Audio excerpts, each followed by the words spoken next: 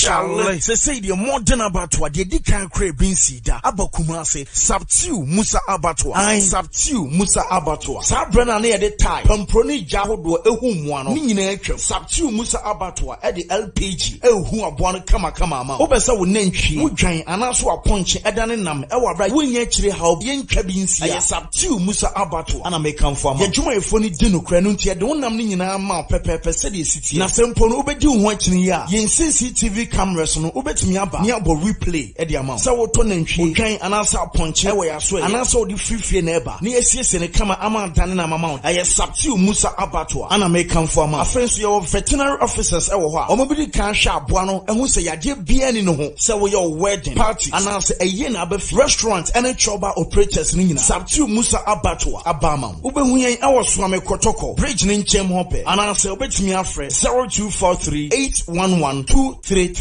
Charlie Sabtu Musa Abattoir.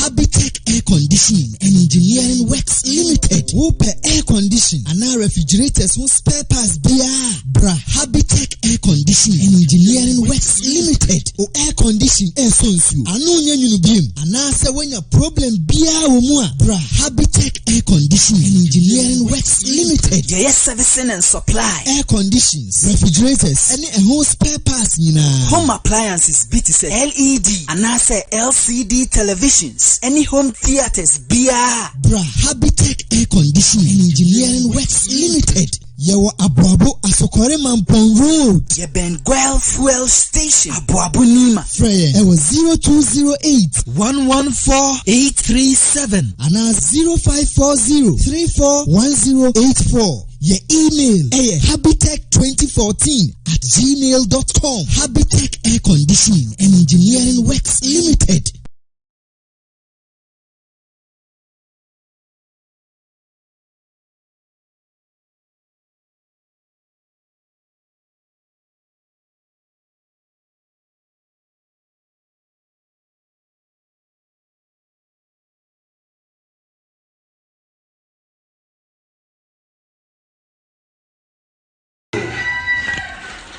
السلام عليكم ورحمة الله وبركاته.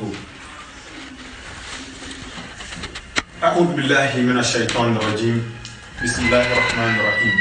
إن الحمد لله نحمده ونستعينه ونستغفره ونعوذ بالله من شرور أنفسنا ومن سيئات أعمالنا من يهده الله فلا مضل له ومن يضلل فلا هادي له وأشهد أن لا إله إلا الله وحده لا شريك له وأشهد أن محمد عبده ورسوله صلى الله عليه وعلى آله وصحبه ومن تبعهم بإحسان إلى يوم الدين وسلم تسليما كثيرا. أما بعد يا أيها الذين آمنوا اتقوا الله حق تقاته ولا تموتن إلا وأنتم مسلمون. يا أيها الذين آمنوا اتقوا الله وقولوا قولا سديدا يصلح لكم أعمالكم ويغفر لكم ذنوبكم ومن يطع الله ورسوله فقد فاز فوزا عظيما. السلام عليكم ورحمة الله وبركاته. Yankopon onye enfamane ya sha se otu fanya nkopon dini mo bro no therefore hene asida mu asida ini ka bia komo otu fanya nkopon dini na ewura onne mo bro no therefore hene yedi adanse ejitum pefe se ohni bere ni ho a opata na ase ayeye enkamfo ena ntontom Allah subhanahu wa ta'ala nko sa so na ejitum bere te komsheni Muhammad sallallahu alaihi wasallam otu fanya nkopon komsheni ona sumafo na osaya na kwa brubru yesre otumfo nyankopon ohun nyina mobo na yare ababe sensen yekomu yesre onu otumfo nyankopon onde ashifa onde ayare sahene on sai nyina yare inshallah nyankopon nyene mfamai sanye nyina yenim no the period of quarantine intinesese no mam online yefa dawa no efiri afie mu quarantine no ekirese yenka ifie Emma yankwa wantin nanso inshallah dawa ne de de be frifie de akoba bia ebeko bia nyankopon ohimo na omayenti ase inshallah ele ye kaka ye ho na akaka ya ye kaka ye ho no the prophetic sayings regarding epidemic say yare bi ba say ya prophetic sayings ensembe na rasul or kafa. This pandemic I cause not just say Rasul, commission one can be beyond found, nor can be before home so. Say now, can at the afar. Now, lessons very soon now, yes, you are at the Afrisa, Yari. Allah subhanahu wa ta'ala, Almighty, I say, see, I heard last 2 weeks, and almost last 2 years, a treaty book could be the end of the world, the end of the world, signs of the hour, major and minor.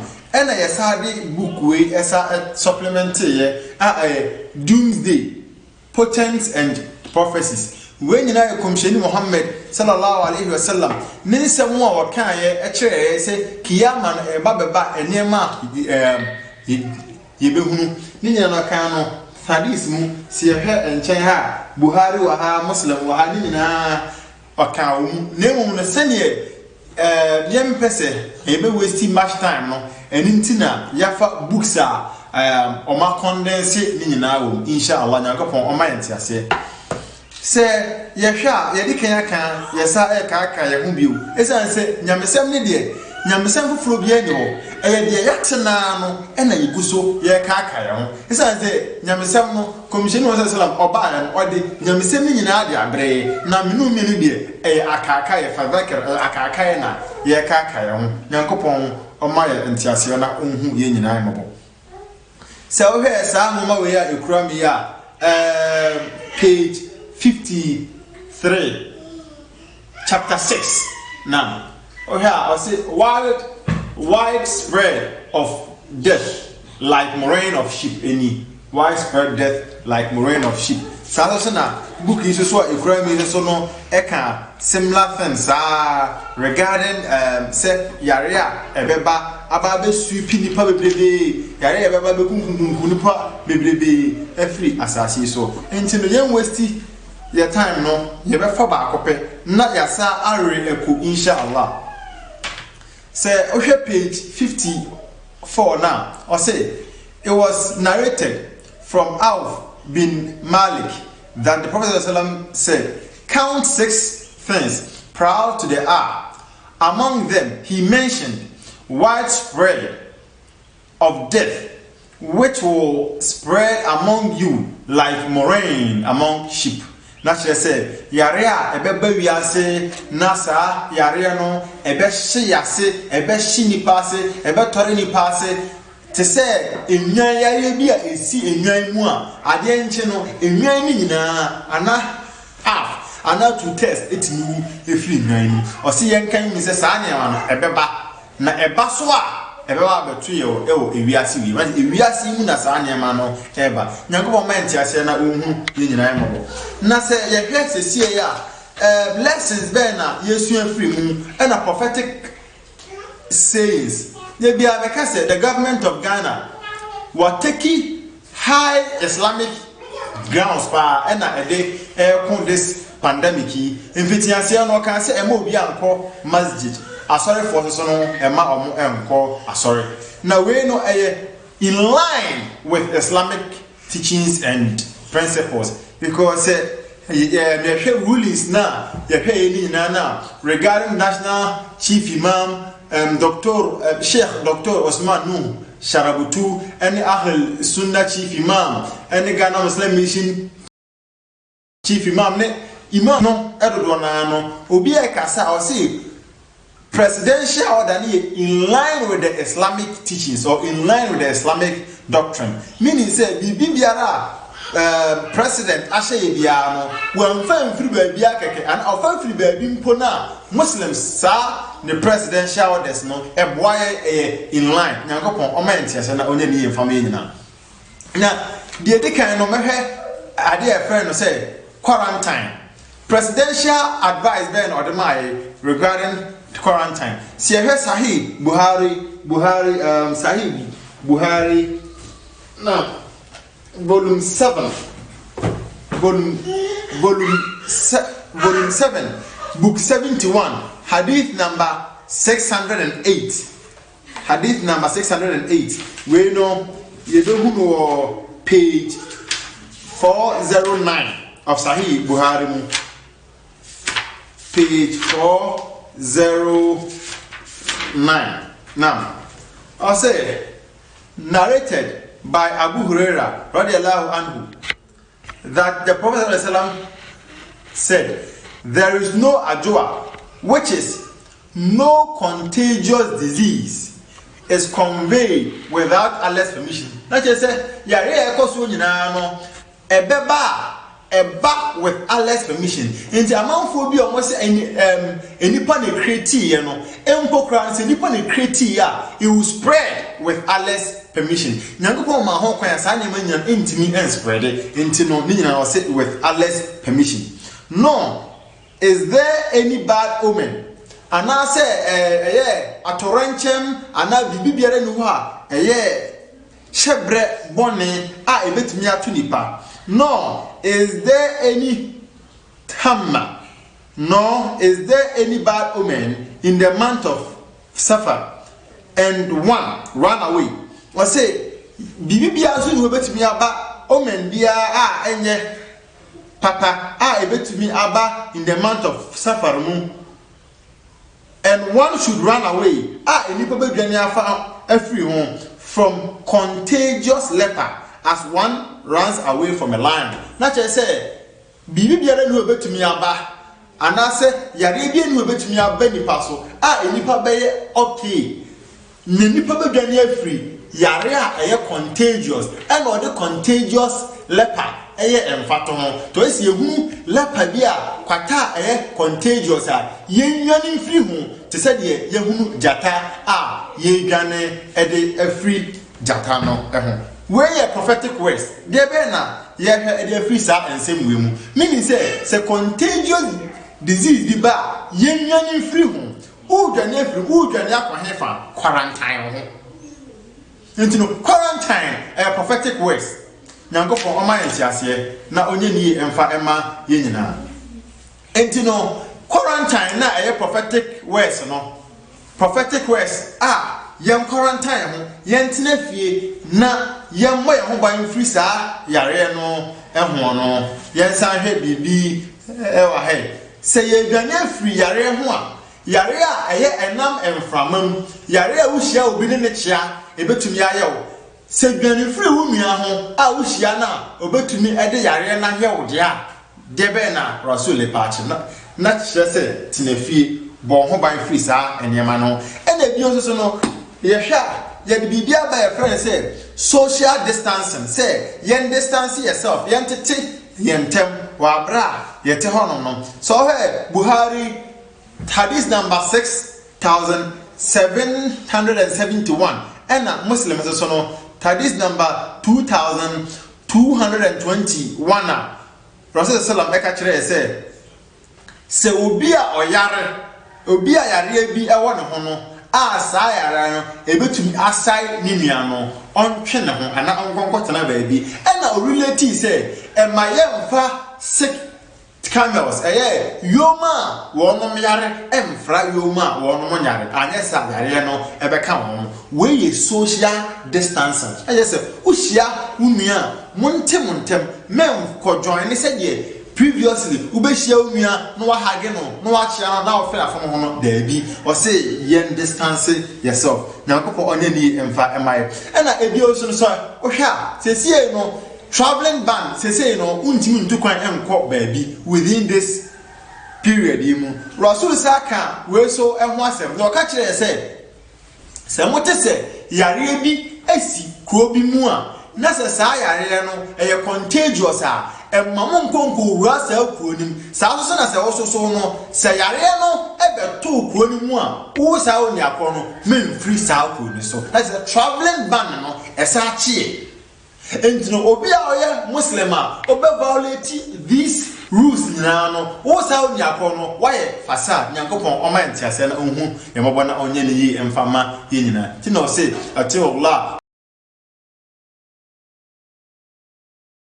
yentie ni komhyeni ene mpanimfo a wode wo no masisi ye nano nyankopon omaye entiase na ohu ye nyina yambo ena ebio so no se ohwa rasul saka kire ebio se yemmo ya ho ban se yemfa ha enkoka obi se bia se bibi awo ho na se nya empo no bad sense bi kra wo ho na se nya make sure say wonfa and disrupt obi aje say we no ede be na yesua ede afri mu say bad sense mpo wo ho ni kwan say ode disturb obi dia na che say we ni nyina ye prophetic sayings entina ye ka che mu stay at home yentina fie ene bi ozo no say so he Musnad Ahmed we no origin as Sahih. Okachi said, those who stay at home to protect themselves and others are under the protection of Allah. Obi obetina ni fie a protect abo one hoban as habo amanfo ko bi hoban no. O sa o nya kwana o tu fie no, you are under the protection of Allah subhanahu wa ta'ala. Allahu akbar. Acha say we ni nyina no eni kwan say enipa bia no eye asombrache e wo saa enema no ena bio sesei no se yenko masjida enye de yenye sala ofie e ma obo no fi ese rasul sallallahu aka kire ewo hadith yani at-Tirmidhi na no we I think say e be wase aka kire say ewo the book of as-Salah number 291 aka kire say the entire asasi nyina Allah subhanahu wa ta'ala why masjid this a bia mienu pe washroom ajanan bia any abiaye any graveyard esiye in apart from the ajanan bia ni esiye no Allah subhanahu wa ta'ala why asasi ni be bia dia mai as masjid and say o se ofie na se o yes sala ofie empom juma and na o yen as dhuhra can you say yare ma na se o ko masjid ko ye juma dia enye innamal amalu binniyat enkanche na ewo mu no ena odwumadie bia nyankopon o consider so otifie pandemic inti no otifie na so ye zeburu mpa Allah subhanahu wa ta'ala obere wode as juma nyankopon o ma entiase na onye ni yi emfa emaye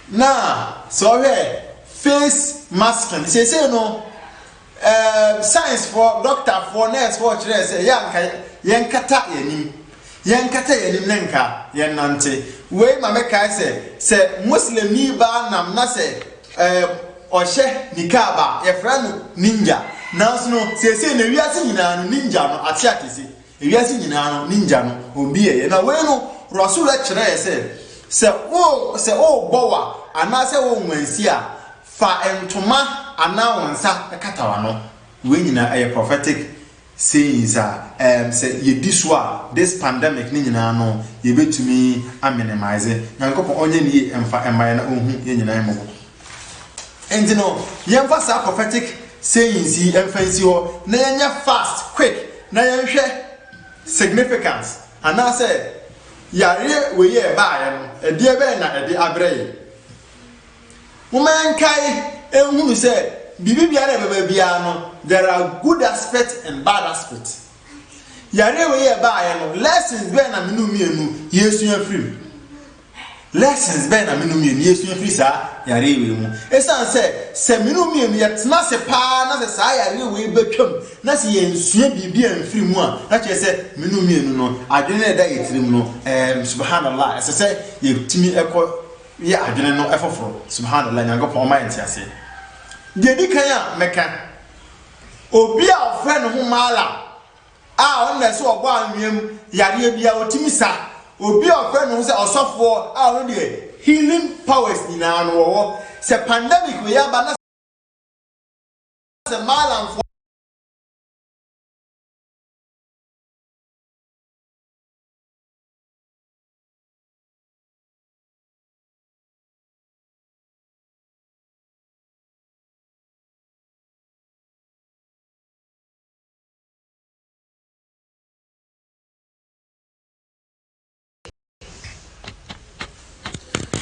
أعوذ بالله من الشيطان الرجيم بسم الله الرحمن الرحيم ربنا آتنا في الدنيا حسنة وفي الآخرة الحسنة وقنا عذاب النار وقنا عذاب الكبر وقنا عذاب الدنيا وقنا عذاب المريض وقنا عذاب المريض ولا حول ولا قوة إلا بالله لا إله إلا الله وحده لا شريك له له الملك وله الحمد وهو على كل شيء قدير وهو على كل شيء قدير وهو على كل شيء قدير لا يكلف الله نفسا إلا وسعها لها ما كسبت وعليها ما اكتسبت ربنا لا تؤاخذنا إن نسينا أو أخطأنا ربنا ولا تحمل علينا إصرا كما حملته على الذين من قبلنا ربنا ولا تحملنا ما لا طاقة لنا به واعف عنا واعف عنا واعف عنا واعف عنا واعف عنا واعف عنا واغفر لنا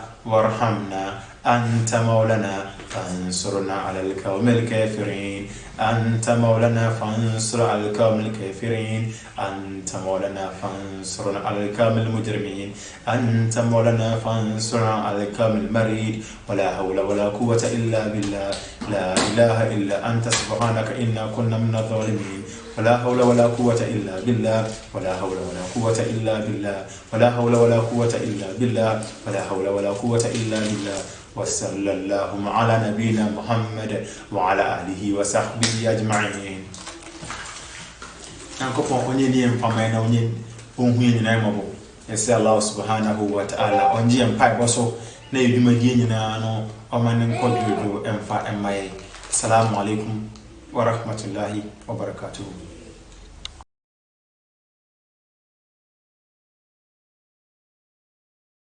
Madam. Video mu awure mu a ya juice kan sa na wakasa. Dabi. Imam awure fia ha ya juice kan na. Awure fia ya juice kan. Munji miskana se mu diskana eye mu diskana eye adwuma no. Oba ha be da wa ya juice kan. Me se one cd tua bi da. Oba dem ha be da wa ya juice. Me ba ha fini. So fu je se me ne Ya charge o. me se me ntua one cd da.